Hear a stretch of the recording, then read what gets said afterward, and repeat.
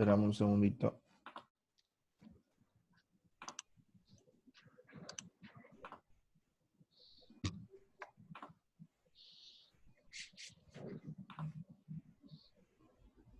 Bueno, hoy vamos a comentar tres artículos. Después de cada artículo, si quieren hacer comentarios, preguntas o aportes, lo pueden hacer. Como siempre, esto va a quedar grabado, así que después les paso el link para que puedan ver la charla o demás.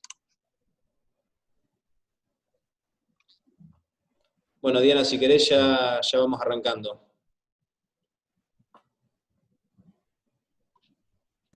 Sí, Diego, buen día a todos y empecemos. Dale, Cualquier cosa se va agregando gente, vos eso lo podés ir manejando, dale, ¿no? perfecto. Diana, Bien. gracias. Gonza, dale, arranquemos. Bueno, yo les voy a hablar sobre este metaanálisis de la eficacia de micofenolato como terapia de inducción de remisión en vasculitis ANCA, que fue publicado en mayo de este año en Rheumatic and Musculoskeletal Diseases.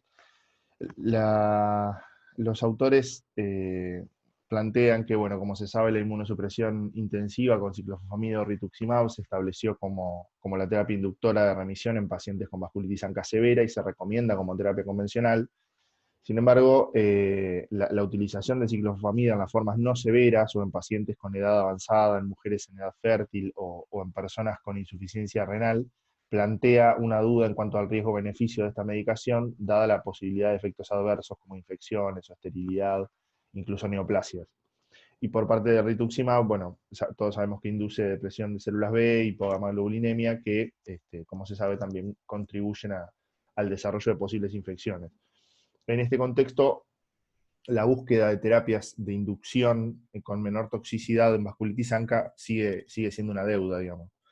El micofenolato se estudió como terapia alternativa de inducción de remisión en algunos ensayos, y los autores proponen en esta revisión sistemática y metaanálisis evaluar justamente la eficacia de micofenolato como terapia de inducción de remisión en pacientes con vasculitis ANCA comparado con ciclofosfamida. No sé por qué no puedo pasar. Ahí está. Se buscaron ensayos clínicos aleatorizados en PubMed, Cochrane y Google Scholar, utilizando estos términos de búsqueda que ven ahí.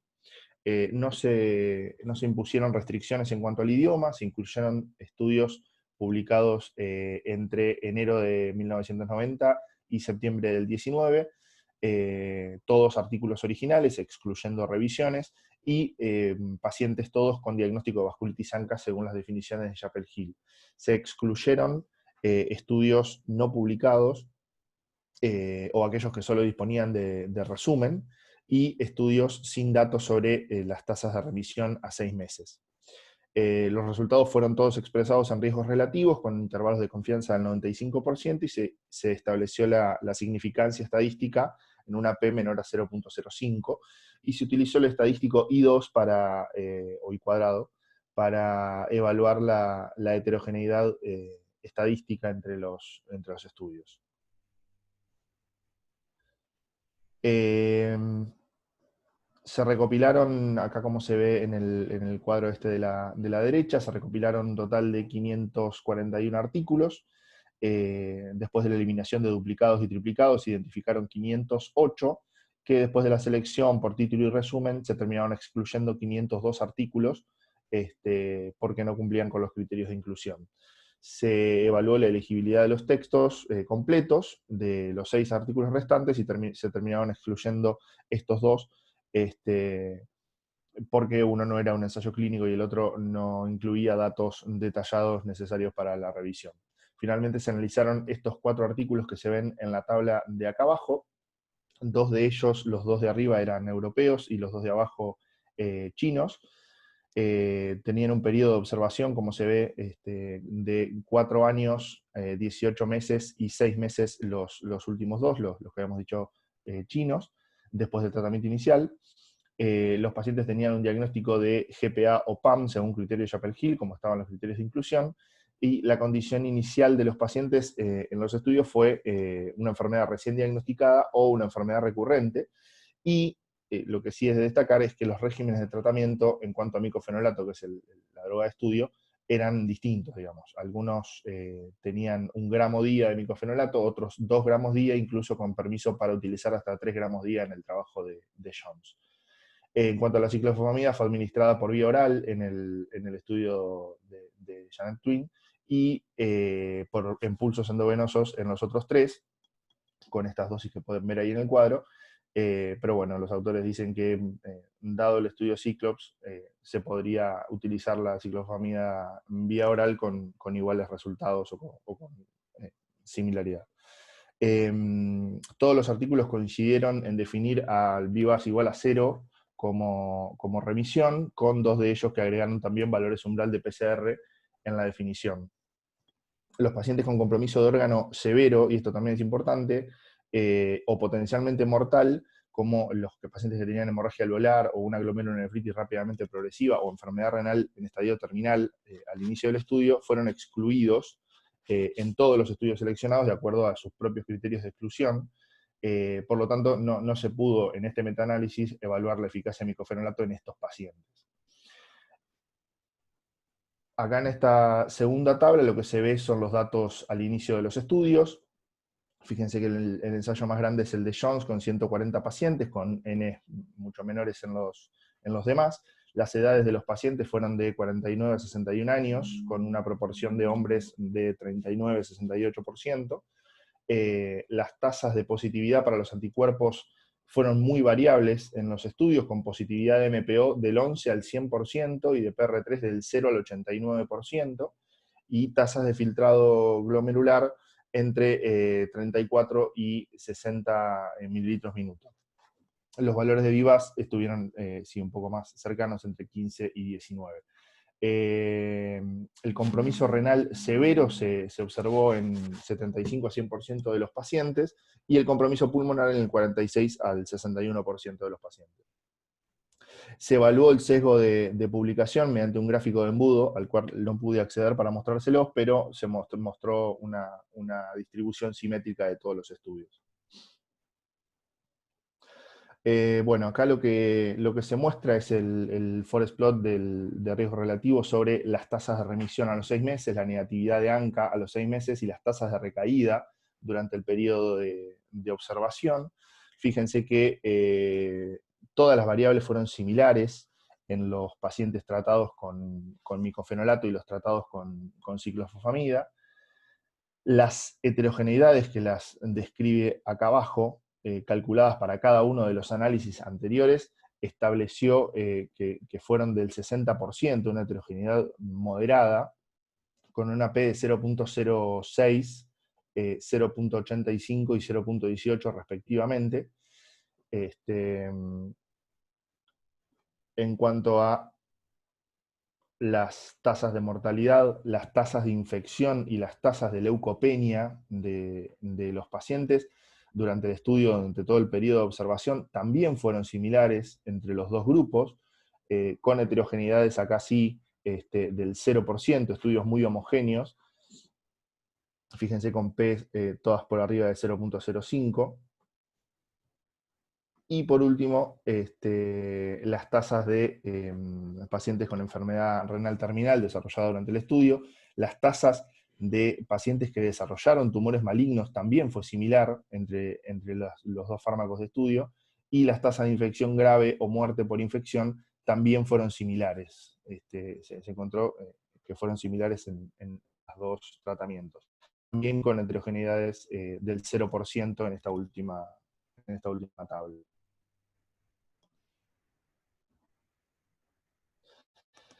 Se encontró que las tasas de remisión fueron similares, como decíamos entonces, a los 6 meses para los pacientes tratados con micofenolato y los tratados con ciclofosfamida. Sin embargo, en esa primera tabla, dijimos, las heterogeneidades fueron relativamente grandes, de aproximadamente el 60%.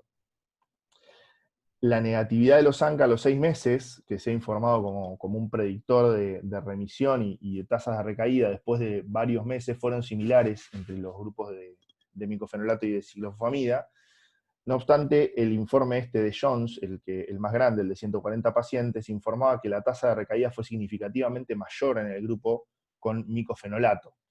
A este respecto, los autores sugieren que esto se podría explicar primero por que el estudio de Jones tiene una positividad predominante de PR3, 59% de los pacientes, como sabemos, predisponente a recaídas, y por otra parte, la diferencia en cuanto a las farmacocinéticas de los medicamentos. La ciclofosfamida es un fármaco alquilante que inhibe la división y causa la muerte celular, y el micofenolato un antimetabolito que inhibe la síntesis de nucleótidos de guanina y suprime la proliferación de linfocitos. Estas diferencias podrían conducir a una diferencia en el efecto inmunosupresor que puede ser menos pronunciado en micofenolato que en ciclofosfamida.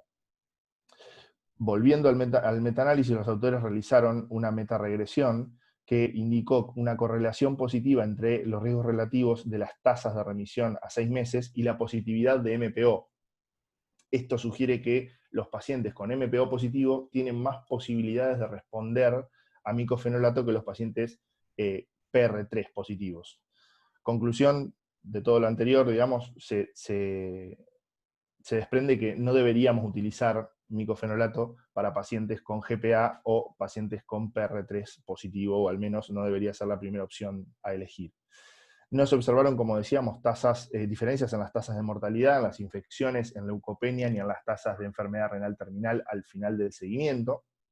Llama la atención en los resultados de este metaanálisis la similitud que hubo entre los dos medicamentos en cuanto a los riesgos de malignidad. Como es sabido, la ciclofosfamida aumenta las tasas de cáncer de vejiga, de leucemia, de linfomas, de tumores cutáneos, en forma dosis dependiente, y el micofenolato en general se ha reportado como con menor riesgo de malignidad que otros inmunosupresores. Lo único que dicen los autores al respecto es que el riesgo de carcinogénesis en estos pacientes debería ser evaluado en periodos más largos y con observación de grandes cortes para determinar esta diferencia. Por otro lado, como hablábamos al principio, la menorrea, la infertilidad son resultados importantes, sobre todo en mujeres en edad fértil, que no pudieron ser evaluadas en este estudio. Se informó que la ciclofosfamida disminuye la reserva ovárica, y otro metaanálisis mostró que micofenolato reduce significativamente el riesgo de amenorrea en comparación con el uso de ciclofosfamida en pacientes con nefritis lúpica. Aunque las vasculitis ANCA son menos probables en mujeres jóvenes que el lupus, bueno, la infertilidad debería ser un motivo de preocupación al considerar el tratamiento con ciclofosfamida en estas pacientes. Podría ser, en este caso, micofenolato una alternativa de droga inductora de remisión atractiva. Como dijimos entonces, ya para ir terminando, para la terapia de inducción de remisión de vasculitis ANCA potencialmente mortales, inicialmente está indicado el rituximab como droga complementaria a ciclofosfamida, ya que, bueno, demostró efectividad. Por el contrario, en vasculitis ANCA no potencialmente mortales, entra en juego la relación riesgo-beneficio que decíamos de las posibles infecciones con rituximab. Por lo tanto, micofenolato puede considerarse como un medicamento complementario a ciclofosfamida para estos pacientes con vasculitis que no amenazan la vida, antes de pensar en la inducción con rituximab.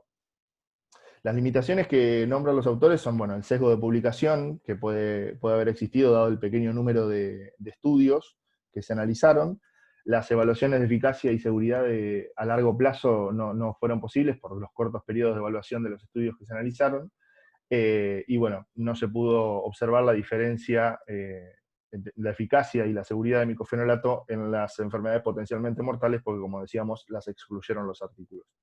En conclusión, bueno, se recomienda micofenolato para pacientes con estas características, sobre todo MPO positivos, enfermedades no graves, y aquellos pacientes que tengan razones válidas para evitar el uso de la terapia convencional.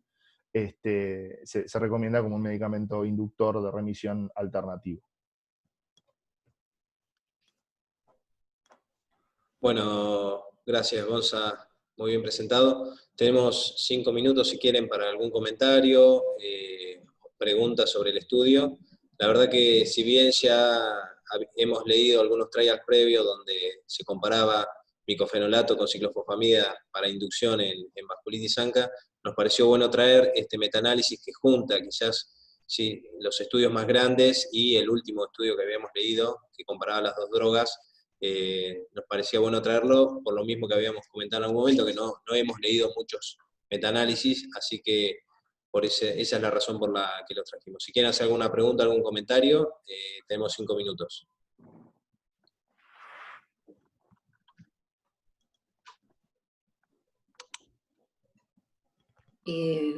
Diego.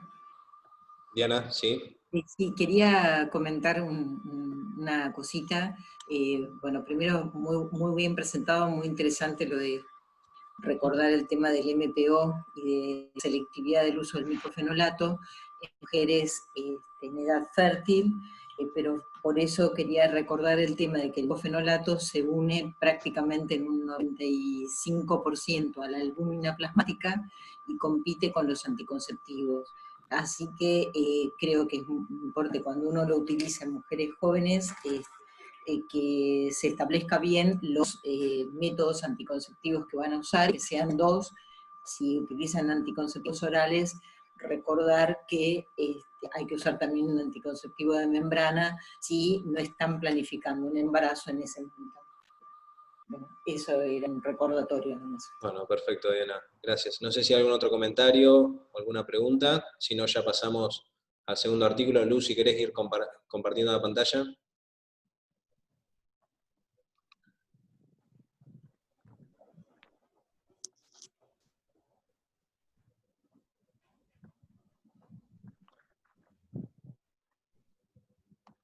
Hola, buen día, ¿me escuchan?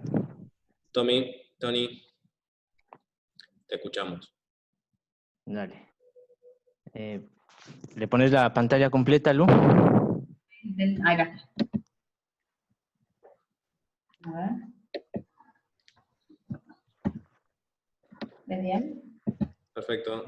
Bueno, el estudio que vamos a presentar es la costo-efectividad a 2 años de esquema de remisión inducción intensiva similares a COBRA en pacientes con artritis reumatoide temprana.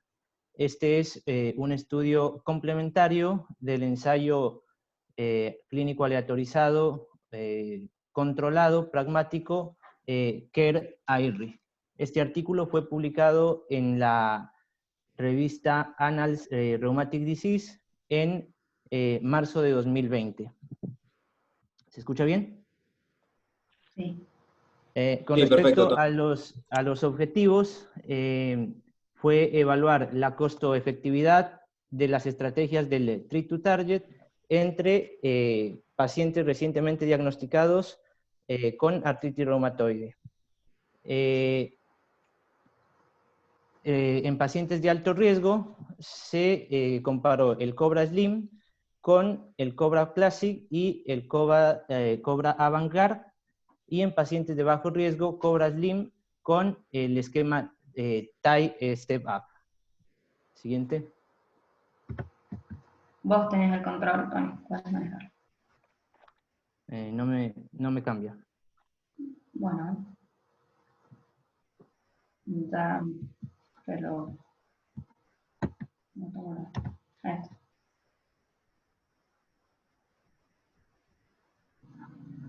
¿Lo ves? Lu, tenés que maximizar la pantalla y... Ah, perdón. Yo lo veo perfecto, ¿eh?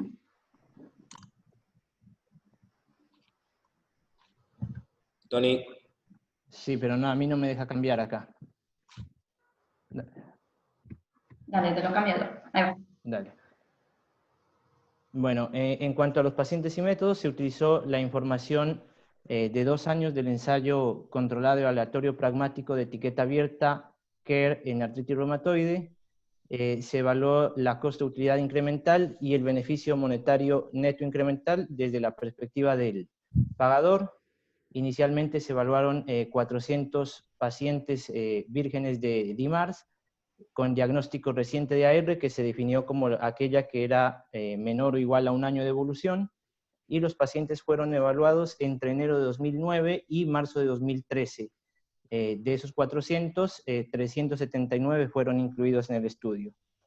Los pacientes fueron clasificados dentro de alto o bajo riesgo, de acuerdo a un algoritmo que tenía en cuenta erosiones, factor reumatoideo, anti-CSP, DAS28 PCR mayor a 3.2 y aleatorizados a las diferentes estrategias del treat to target.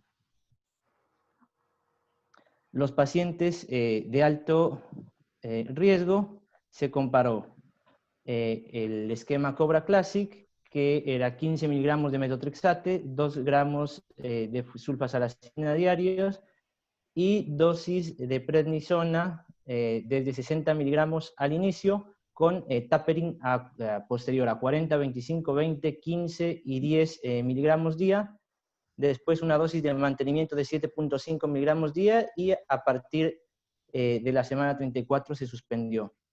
El Cobra Avantgarde, 15 miligramos de metotrexate semanal, más leflunomida 10 miligramos diarios y un esquema reductor de prednisona iniciando con 30 miligramos día y tapering posterior a 20, 12.5, 10 y 7.5 miligramos día. La dosis de mantenimiento fue de 5 miligramos día y la suspensión a partir de la semana 34. Y el Cobra Slim, que fue la monoterapia, o sea, 15 miligramos de metotrexate semanal, esquema reductor de prednisona, iniciando con 30 miligramos día y posteriormente 20, 12.5, 10 y 7.5 miligramos día. La dosis de mantenimiento fue de 5 miligramos día y suspensión también a partir de la semana 34. Y en los pacientes de bajo riesgo se comparó Cobra Slim con el TAI Step Up, el cual era monoterapia con metotrexate. Siguiente. En todos los brazos del tratamiento, la baja actividad dada por un DAS28 menor a 3.2 se utilizó para los ajustes del tratamiento. El primer año hubo ajustes de tratamiento preespecificados y durante el segundo año los ajustes fueron hechos a discreción del reumatólogo tratante. Un aumento de metotrexate a 20 miligramos fue el primer ajuste en todos los esquemas de tratamiento, seguidos de el aumento de la dosis en otros DIMARS, en los brazos de combinación, o se agregaron 10 miligramos de leflunomida en aquellos que no eran combinados, en este caso el Cobra Slim y el TAI Step Up. Cambios adicionales del tratamiento pudieron incluir DIMAR biológicos y el seguimiento se hizo de la 0, 4, 8, 16 hasta las 104 semanas. Y si se necesitaron visitas adicionales, también fueron realizadas. Los médicos llenaron en cada visita el formulario electrónico de registro que comprendía las medidas del ACR, la medicación y el registro de eventos adversos. Siguiente. Con respecto a los outcomes, se midió la utilidad en salud y los años de vida ajustados por calidad. Con respecto a la utilidad en salud, representa la preferencia atribuida al estado de salud, la cual se expresa en una escala continua de 0 a 1, siendo 0 igual a la muerte y 1 el estado de salud completa. Y con respecto a los años de vida ajustados a calidad, se encontró multiplicando el valor de la utilidad con los años de sobrevida,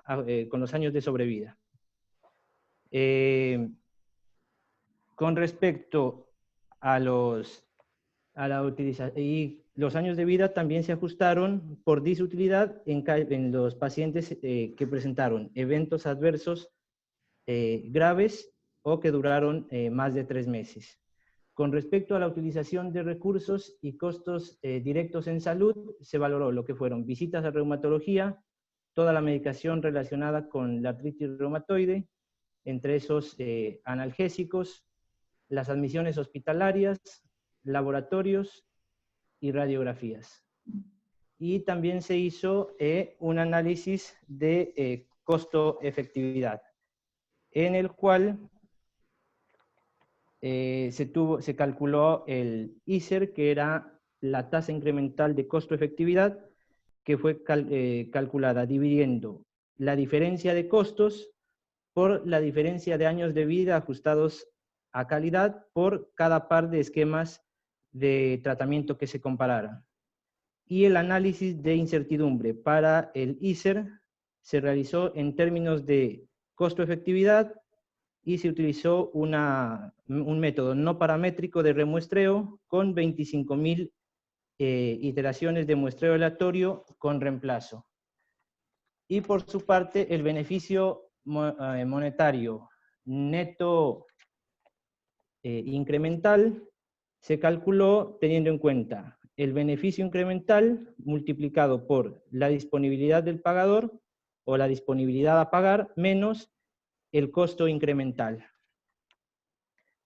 Y en realidad lo que el beneficio monetario neto incremental refleja es la ganancia económica absoluta, positiva o negativa, dado la disponibilidad de la sociedad a pagar por un año de vida ajustada a calidad. Con respecto a este concepto, la Organización Mundial de la Salud propone que es razonable pagar por una intervención que proporciona un año adicional de vida saludable per cápita. Y una intervención es considerada costo efectiva cuando el costo de un año de ganancia de vida ajustada por calidad está por debajo de 3 veces el Producto Interno Bruto per cápita.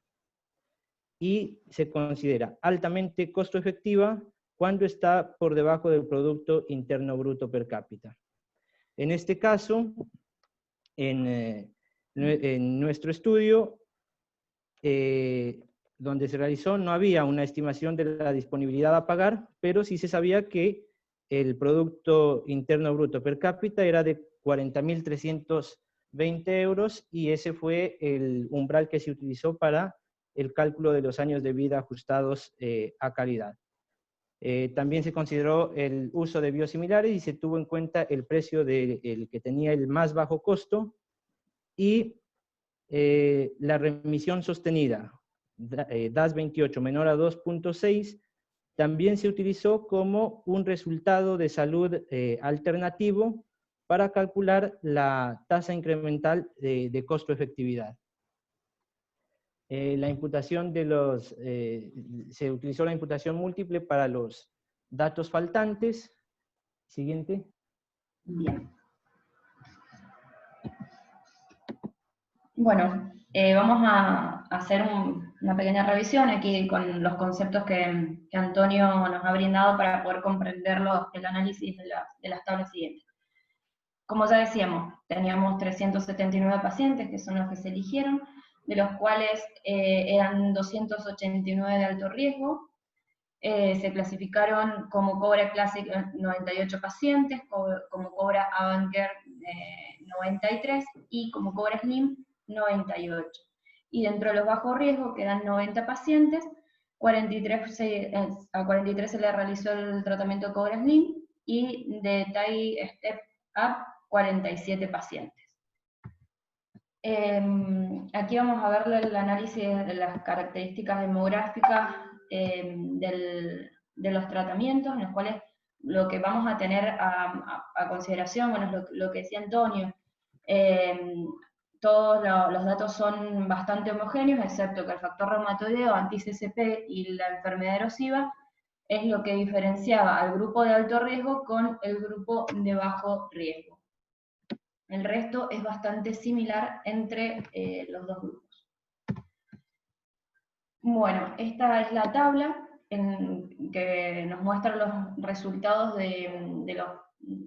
del análisis de costo-efectividad en relación al tratamiento con el Cobra Classic, Avancare y el Slim de los pacientes de alto riesgo, y podemos ver que a la izquierda los costos totales para el Cobra Classic fueron de 6.000 euros, para el Cobra Avancare fueron de 5.200 euros y para el Cobra Slim de 4.600 euros.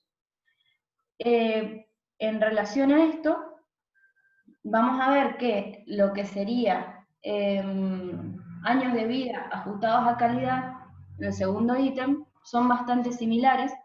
Vamos a tener 1.5 en los 3 tipos de tratamiento, y con un delta de costo del Cobra Classic versus el Cobra Slim en euros de 1.400, o sea que el Cobra Classic es 1.400 euros más caro llevarlo a cabo, y el Cobra Avancare es 636 euros más caro. Y un delta de mejoría en años de vida ajustados en calidad menor, porque para el Cobra Classic es levemente inferior y para el Avancare también, ya que no mejora en los años de vida ajustados a calidad. Y después vamos a ver también la remisión sostenida, expresada en porcentajes. La remisión sostenida se evalúa entre la semana 16 y 104, y vamos a ver que es bastante similar en los 3 esquemas terapéuticos esta remisión, dominando levemente el Cobra Slim sobre el Cobra Classic. Y también vamos a ver la relación en el último ítem de el switch a biológicos, a biosimilares, con un costo para el Cobra Classic de 5.500 euros, para el Cobra Avancare de 4.800 euros, y para el Cobra Slim de 4.340, dominando también el Cobra Slim a los 2 esquemas terapéuticos en relación al costo al switch de biosimilares. Bueno, esto es el mismo análisis, pero vamos a comparar el Cobra Slim con el esquema TIE Step Up. Bueno, en relación a los costos totales, el Cobra Slim tiene un costo total de 4.000 euros versus el TIE Step Up de 4.600 euros. Los años de vida ajustados a calidad fueron de 1,6 versus 1,48, o sea, ganando el Cobra Slim. Y el delta de costo del Cobra Slim benefician también, el delta de costo beneficia también al Cobra Slim siendo más económico. Es amplia la remisión sostenida. Vemos que el Cobra Slim tiene un 42% de remisión sostenida, con un delta de 17 que tiene un ISER bastante considerable, siendo dominante. Y también es mejor en relación al switch a biológicos. No, perdón, los costos totales son bastante similares, y es dominante, pero en escasos euros, son bastante similares. Bien. Este cuadro nos refleja los costos que están, digamos, desglosados en los grupos de alto riesgo para el Cobra Classic, Cobra Slim y Cobra Avancare. Vemos que los costos totales para el Cobra Classic superan los 6.000 euros, para el Cobra Avancare están rondando los 5.500 euros, y para el Cobra Slim están inferiores a los 5.000 euros, y lo que tenemos a destacar aquí es que el costo en el switch a biológicos es lo que genera más diferencia monetaria, siendo para el Cobra Classic de 2.000 euros, el Cobra Slim de 953 euros y el Cobra Avancare de 1.686.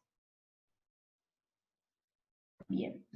Y para el grupo de bajo riesgo, vemos también una diferencia similar en costos en relación a los biológicos, siendo similar, el TIE Step está en el costo total más de 4.000 euros, y el Cobra Slim está en 4.000 euros, y en relación a los biológicos tenemos que el TIE Step Up tiene 1.613 euros gastados para el switch a biológico versus 1.063 para el Cobra Slim.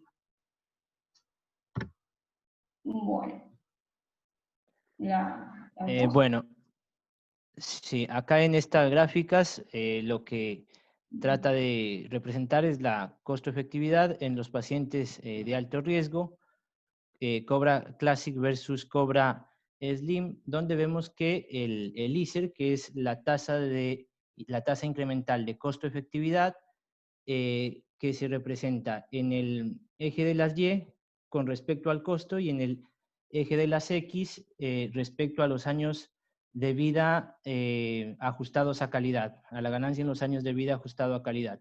Vemos que cuando se compara Cobra Classic versus Cobra Slim, se desplaza solamente en el eje de las Y, o sea que aumenta el costo sin tener una relevancia o un desplazamiento en los años de vida ajustados a calidad, por lo cual no es costo efectiva. Cuando se comparó el Cobra Avangard versus el Cobra Slim, vemos que el ISER se desplaza hacia arriba en el eje de las Y, lo cual quiere decir que aumenta el costo, y en el eje de las X, que es la ganancia de años de vida ajustados a calidad, hacia negativo, por lo cual tampoco es costo efectiva. Y cuando se compara el Cobra Slim versus el TIE Step, lo que vemos es que el ISER se desplaza hacia la derecha y hacia abajo en el eje de las Y, lo cual quiere decir que hay una ganancia en los años de vida ajustados a calidad y una disminución en los costos. Por lo tanto, el Cobra Slim sí es costo efectivo respecto al TIE Step Up. Siguiente. Y acá en el lado izquierdo, en los pacientes de alto riesgo, lo que trata de representar es el beneficio monetario neto incremental, que es, como dijimos, la ganancia o pérdida neta, cuando se compara el Cobra Classic versus el Cobra Slim. Vemos que la línea continua siempre se mantiene por debajo de cero, independientemente de la disponibilidad al pagador. Por lo tanto, no hay un beneficio monetario neto incremental del Cobra Classic respecto al Cobra Slim. En la de abajo, cuando se compara abajo a la izquierda, en la del medio a la izquierda, Cobra Avangard con Cobra Slim, también la línea no está por debajo de, no supera el cero, por lo cual tampoco hay un beneficio monetario neto incremental. Y cuando vamos al bajo riesgo, el Cobra Slim versus el TIE Step, lo que vemos es que desde el inicio está por encima de cero, con lo cual hay un beneficio monetario neto incremental con los intervalos de confianza, las líneas punteadas, siempre por encima de cero, con lo cual sí hay un beneficio monetario. Y del lado derecho lo que representa es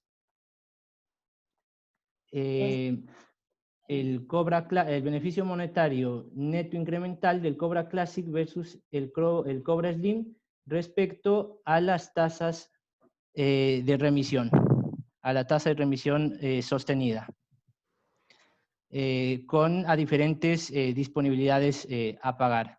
Con respecto al gráfico de arriba, Cobra Classic y Cobra Slim, no hay diferencias, la línea siempre se mantiene por debajo de cero.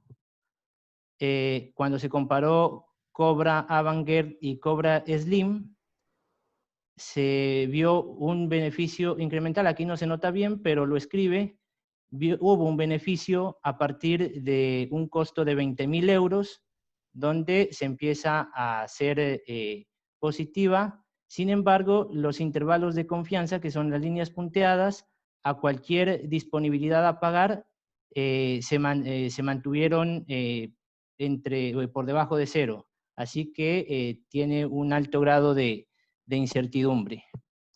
Y en los pacientes de bajo riesgo, en cuanto a la remisión sostenida, vemos que desde el inicio a muy bajo costo, ya empieza a haber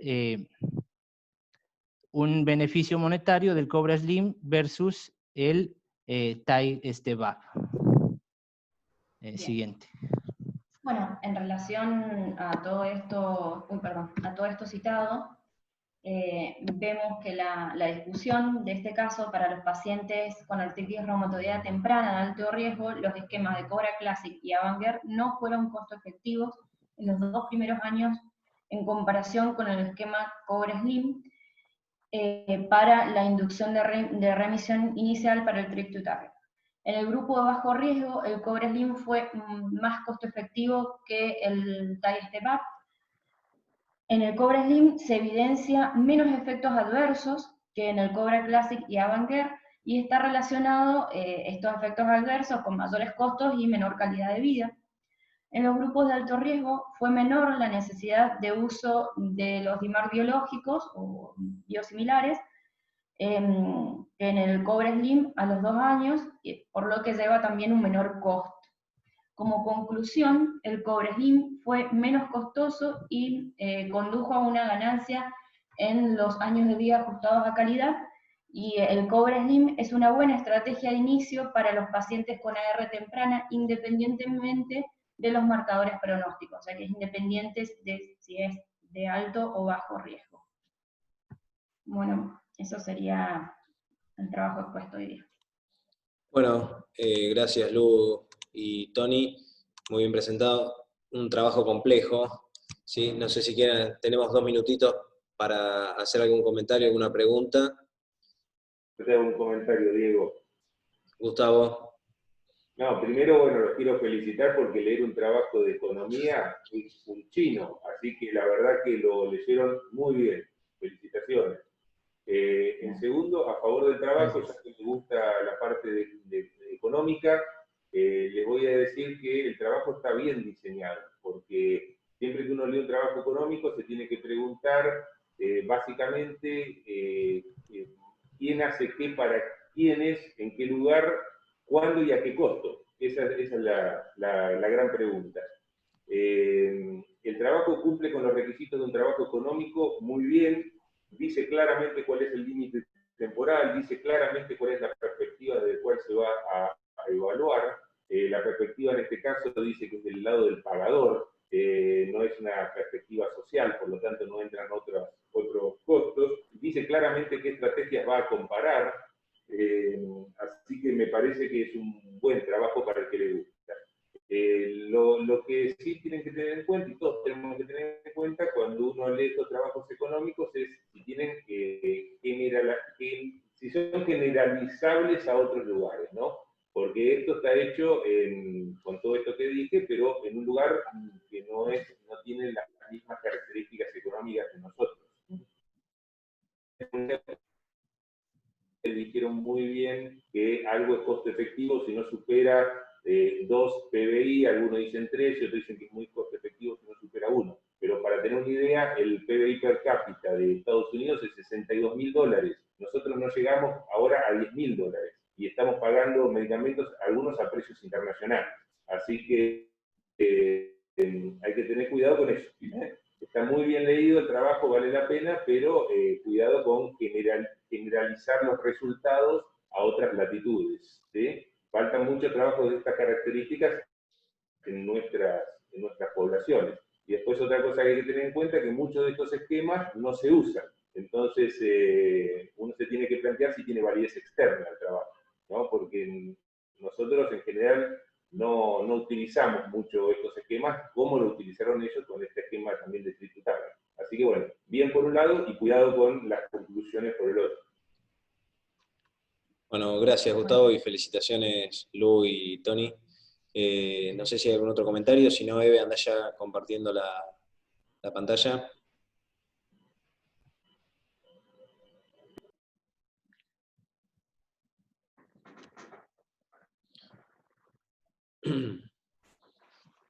Y continuando con los trabajos simples, ahora Eve está silenciada.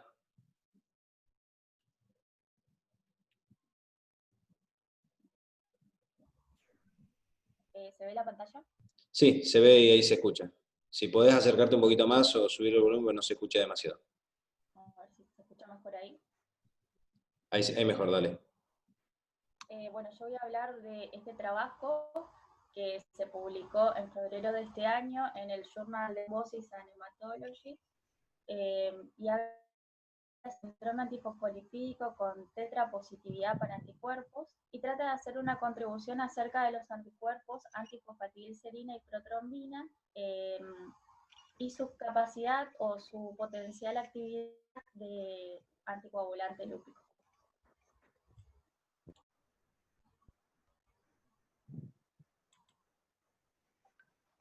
A modo de introducción, para hablar un poquito del porqué de este estudio, sabemos que los pacientes que tienen anticuerpos triple positividad tienen actividad anticoagulante lúpico debido a la presencia de anti-beta-2 glicoproteínas, según todos los estudios de hematología publicados. Se vio recientemente que un nuevo grupo de anticuerpos que están dirigidos contra el dominio 1 también tendrían actividad anticoagulante lúpico y estarían asociados a un mayor riesgo de trombosis en los pacientes con triple positividad. Y recientemente se están estudiando un nuevo grupo de anticuerpos, que son estos, los anticuerpos antifosfatidilcerina protrombina, que aparentemente también tendrían actividad anticoagulante lúpico, principalmente en su fracción o en su subtipo inmunoglobulina G. Entonces, teniendo en cuenta que estos tres anticuerpos podrían aportar a la actividad de anticoagulante lúpico, no se sabe bien cuál es la contribución relativa de cada uno de ellos, y este estudio lo que trata de hacer es esto, dilucidar o aclarar un poco cuál es la actividad de los anticuerpos antifosfatidilcerina para probar la actividad del inhibidor o anticoagulante lúpico. Este es un estudio prospectivo, se realizó un reclutamiento durante un año, desde 2017 a 2018. Como único criterio de inclusión fue que los pacientes contaran con tetrapositividad para los anticuerpos de SAP, es decir, anticardiolipinas, anti-beta-2 glicoproteínas, anticoagulante lúpico y los anticuerpos antifosfatidilcerina protrombina.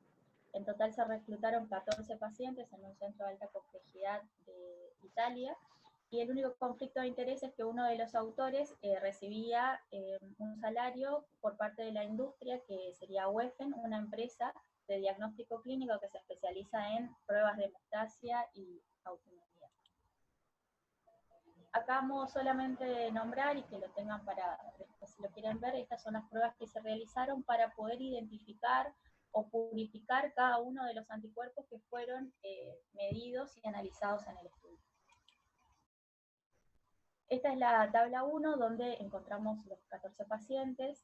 Vemos en la primera columna que la media de edad fue de 47 años. Sorprendentemente, el sexo masculino predominó en 8/14. 4 de los pacientes tenían una enfermedad autoinmune asociada, hepatitis autoinmune y lupus. En cuanto a los eventos que presentaban los pacientes, 4 fueron eventos venosos puramente, 3 de ellos fueron arteriales, y el resto fueron combinados, y uno de los pacientes tuvo un SAF catastrófico. 3 de las pacientes presentaron eventos obstétricos, y ya pasando a los anticuerpos que presentaron cada uno de los pacientes, vemos en las dos primeras columnas las pruebas de veneno de víbora de Russell y la prueba de tiempo de coagulación de sílica, que en todos los pacientes resultaron positivos. Cuando se dosó el antidominio 1 y inmunoglobulina G, también resultaron todos positivos. En cuanto a la beta-2 glicoproteína, encontramos que para la inmunoglobulina G todos resultaron positivos y una menor proporción para inmunoglobulina M. Lo mismo para anticardiolipinas, donde todos resultaron positivos para IgG y una menor proporción para IgM. Y en cuanto a los anticuerpos que nos interesa, porque son los que estamos estudiando, encontramos que la mayoría, 11 de ellos, presentaron positividad para inmunoglobulina G, pero en los 3 pacientes que resultaron negativos, estos tenían un alto título de inmunoglobulina M, también resultando positivo para la medición. En este cuadro habla de los métodos de purificación. Este estudio, la verdad que tiene un sustento en materiales y métodos bastante detallista, sobre todo los métodos que utilizaron para efectivamente poder aislar cada uno de los anticuerpos y lograr la máxima pureza en cada uno de ellos para después poder inducir cuál es su actividad.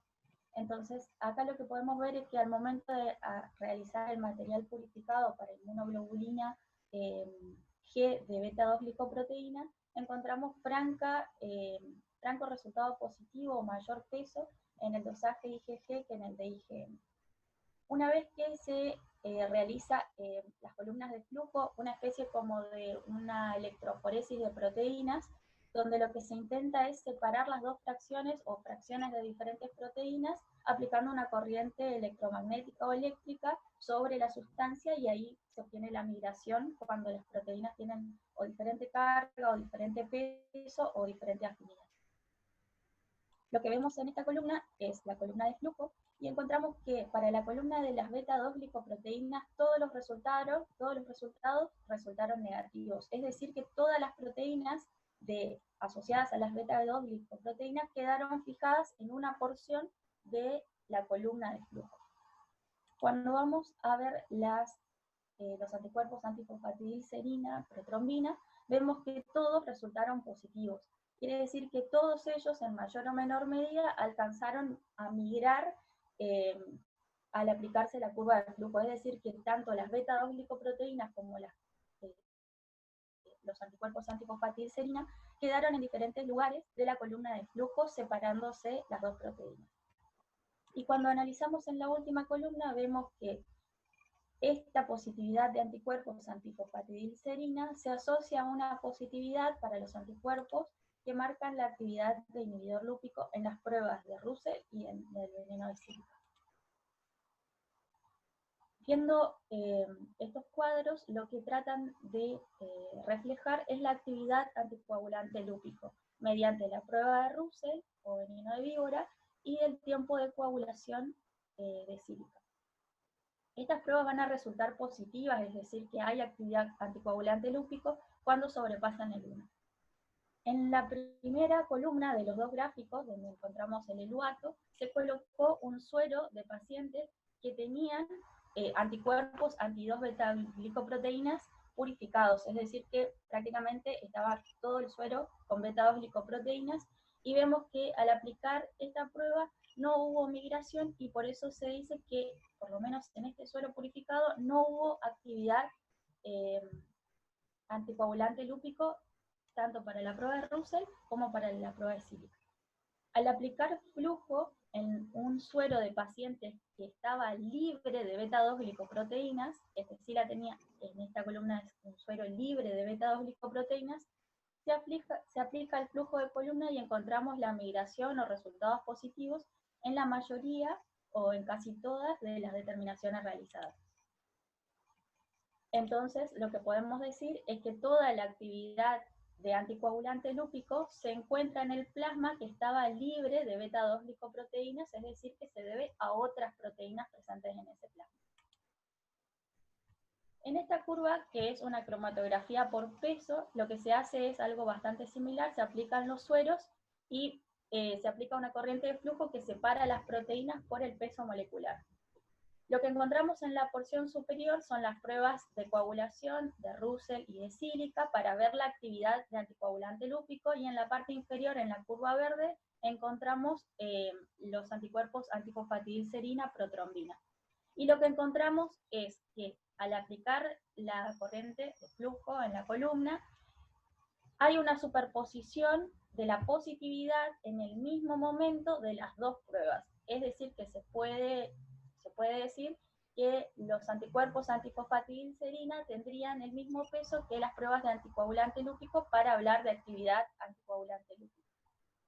Cuando se compara con un suero de un paciente que es negativo, que es sano, encontramos que las pruebas resultan negativas y no hay elevación, ni siquiera mínima, de los anticoagulantes de los antifosfatidilcerina, protrombina. Es decir, que estos no estarían presentes en los pacientes sanos, que a veces las pruebas de anticoagulante lúpico pueden dar alteradas por algunos motivos particulares. A modo de conclusión, podemos decir que los pacientes con complicaciones trombóticas y triple positividad siempre, por lo menos en esta corte, siempre resultaron positivos para anticuerpos antifosfatidilcerina, protrombina en su totalidad.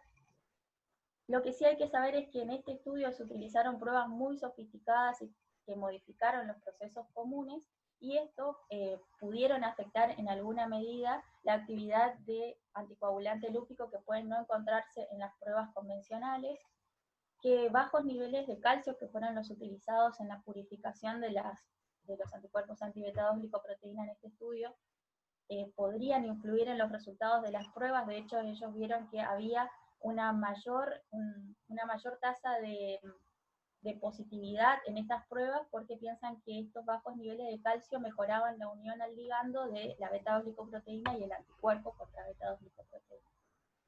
Ellos vieron que el flujo continuo de las columnas que pasó a través de la cromatografía de exclusión por tamaño, encontraron que las fracciones del anticoagulante lúpico estaban presentes concomitantemente con las fracciones de anticuerpos antifosfatidilcerina protrombina. En la discusión ellos sacan un extracto de otros estudios donde ellos ven que pacientes que son doblemente positivos pero de bajo riesgo de trombosis, es decir, que tienen anticardiolipinas positivas y beta 2 glicoproteínas positivas, pero eran negativos para inhibidor lúpico, eran también negativos para anticuerpos antifosfatidilcerina, lo que coincidiría aparentemente con la última gráfica que vimos. Que cuando los anticuerpos están presentes, los antifosfatidilcerina, siempre se relacionan a la actividad anticoagulante lúpico y también están relacionados a una mayor tasa de incidencia o mayor aparición de eventos trombóticos. La acción concomitante de los anticuerpos anti-beta 2 glicoproteína y los anticuerpos antifosfatidilcerina promoverían el estado procoagulante en estos pacientes, así como los portadores de anticoagulante lúpico aislado. Si ellos lo tuvieran solamente aisladamente, no existiría riesgo de trombosis, así como la asociación de todos ellos. Ellos concluyen que la actividad de anticoagulante lúpico en los pacientes con síndrome antifosfolipídico tetrapositivo podría atribuirse en gran parte a estos nuevos anticuerpos que se están investigando, y que obviamente se necesitan otros estudios que puedan dar pruebas sustitutivas y de mayor facilidad y acceso para poder hablar efectivamente de que los anticuerpos antifosfatidilcerina pudieran sustituir a las pruebas de Russell y de sílica, que son variantes según, por ejemplo, la heparina u otros factores que pueden influir sobre la medición de estas y ser un determinante un poco más fidedigno de la actividad anticoagulante lúpico en estos pacientes.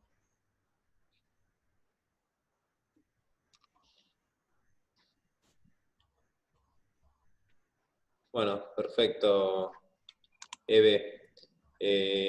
También un trabajo complejo y lo analizaste perfecto. No sé si quieren hacer algún comentario, alguna pregunta.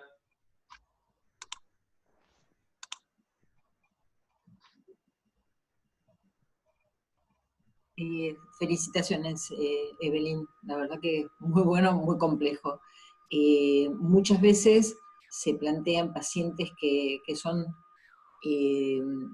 probables SAF seronegativos, sobre todo en embarazadas, en pacientes con dificultad en la fertilidad, que pueden tener estos anticuerpos. Acá pareciera que la presencia de fosfatidilcerina está íntimamente enlazada al anticoagulante lúpico. ¿Eso es lo que plantean, o leíste que pueden estar estos anticuerpos solos, sin el anticoagulante lúpico? No, de hecho ellos proponen en su estudio que si estas tendencias que ellos encontraron donde el anticoagulante, donde la fosfatidilcerina tiene actividad anticoagulante lúpico y se relaciona directamente con la positividad de las pruebas usadas ahora, la de Russell y la de sílica, podría ser un reemplazo de las pruebas de inhibidor lúpico que nosotros vemos comúnmente, y ser más fidedigno y que no dependa de la dosis de heparina, que no dependa del calcio, que no dependa de otros factores propios de estas pruebas. Claro. Bueno, gracias, Eben, muy lindo. Bueno, si no hay ningún otro comentario, cerramos acá. No sé si quieren comentar alguna otra cosa, si no ya vamos cerrando y ya en la semana, a principio de semana, les voy mandando lo que vamos a ir haciendo el viernes próximo. No sé, Diana, si querés hacer algún otro comentario, si no, ya cerramos. Felicitaciones, chicos. Gracias, nos vemos. Bueno, Chao. Hasta nos luego. vemos el viernes próximo. Chao.